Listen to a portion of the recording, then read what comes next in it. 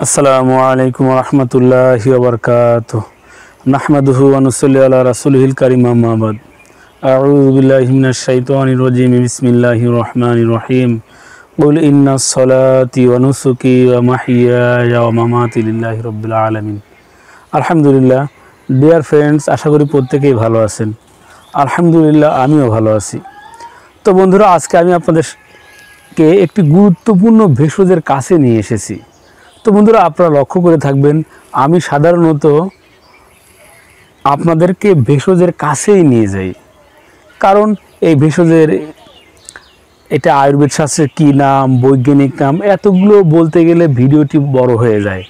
বিধায় আমি আপনাদেরকে কিন্তু সেই ভেষজের কাছে নিয়ে আসি এবং ভেষজটি কিভাবে হয়, কি অবস্থায় গ্রাম অঞ্চলের আমাদের প্রকৃতিতে ছড়িয়ে ছিটিয়ে আছে, যাতে করে আপনাদের চিনতে কষ্ট না হয়। এই জন্য আমি সর্বাত্মক চেষ্টা করি আপনাদেরকে ভেষজের কাছে নিয়ে যেতে। সাধারণত আমি টেবিলে বসে আরামে বসেও কিন্তু আপনাদেরকে বলে দিতে পারি। কেন নিয়ে আসি? যাতে করে আপনাদের সংগ্রহ করতে কষ্ট না হয়, চিনতে কষ্ট না হয়।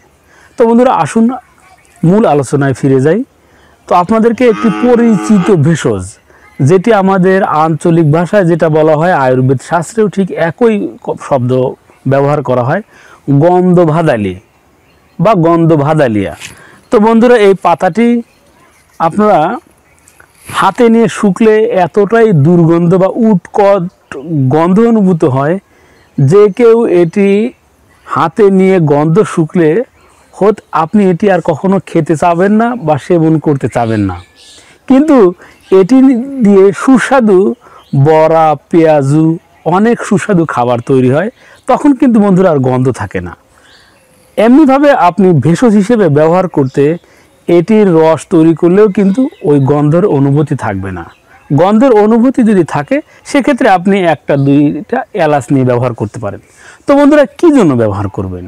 তো বন্ধুরা, যাদের শুক্র স্বল্পতাজনিত সমস্যা রয়েছে, অনেক ভাই কল করে বলেন যে ভাইয়া ইন্টারকোর্স করতে গিয়ে আমাদের আর শুক্রই বের হয় না, আর বের না হওয়ার কারণে আমাদের লিঙ্গ শিথিল হয়ে যায়, আমাদের প্রাইভেট অঙ্গটা শিথিল হয়ে যায়।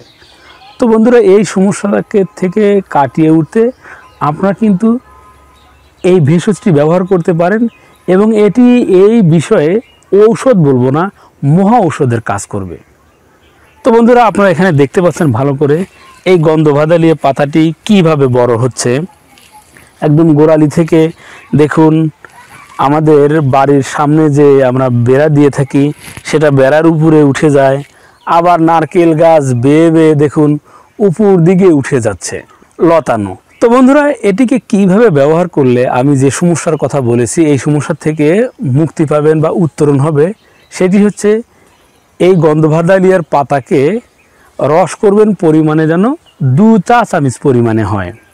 তো বন্ধুরা, 2 চা চামচ পরিমাণে তৈরি করে আপনি 250 ml, আধা পোয়া, কম হলেও সমস্যা নেই, আপনার সামর্থ্য অনুসারে একটু কম বেশ হলে কোনো সমস্যা নেই। আপনি সকালে এবং রাত্রিতে সকালে খালি পেটে এবং রাত্রিতে ঘুমানোর পূর্বে এই দুটোর মিক্সড, এক কথায় 2 চা চামচ পরিমাণ গন্ধভাদালিয়ার রস এবং পরিমাণ মতো দুধ, সেটি আমি আবার পূর্বেই বলেছি, আপনাদের সামর্থ্য অনুসারে।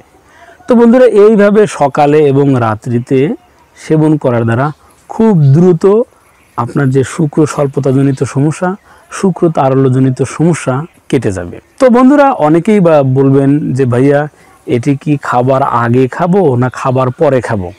আমি ক্লিয়ার করে দিচ্ছি, এটিকে আপনার সকালেরটি অবশ্যই খালি পেটেই সেবন করবেন, আর রাত্রির অংশে রাত্রির খাবার গ্রহণের আধা ঘন্টা থেকে 1 ঘন্টা পূর্বে, তবে সবচেয়ে ভালো হয় ঘুমানোর কিছু পূর্বে এটি সেবন করে ঘুমালে আপনি সবচেয়ে বেশি থেকে বেশি উপকৃত হবেন।